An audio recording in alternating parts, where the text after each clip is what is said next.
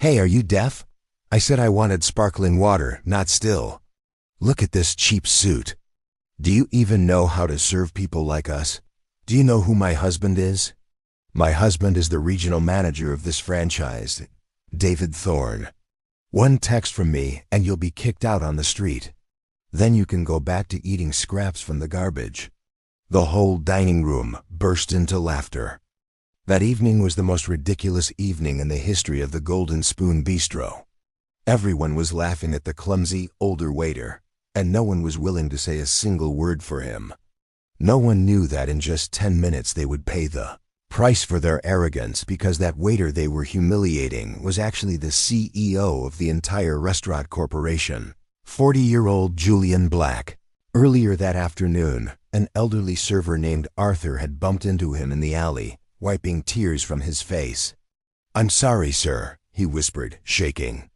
After a brief conversation, Julian learned that Arthur had been forced to pay for a customer's meal out of his own pocket and was physically shoved by the manager's wife, Corinne, just because the steak was slightly overcooked. Arthur was about to quit, fearing he would lose his pension. Thinking of the injustice, Julian's face turned cold. "Keep your apron, Arthur. Actually, give it to me. I'll cover your shift tonight. I want to see exactly how they treat the staff here." A few minutes later, he put on a white shirt, a black apron, and thick-rimmed glasses, and stood at table 4. Just another new server no one cared about. Soon, Karen snapped her fingers at him. "Hey, you, my steak is cold." "Take it back," Julian said calmly. "The steak is fresh, ma'am." "Perhaps you waited too long to eat it."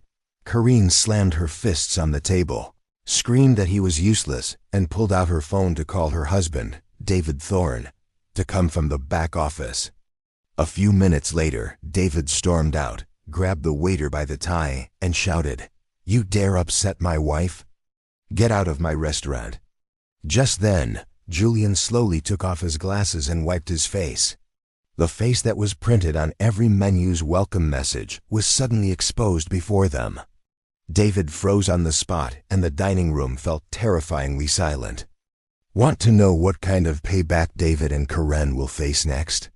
Comment part 2 in the comments, and I'll tell you.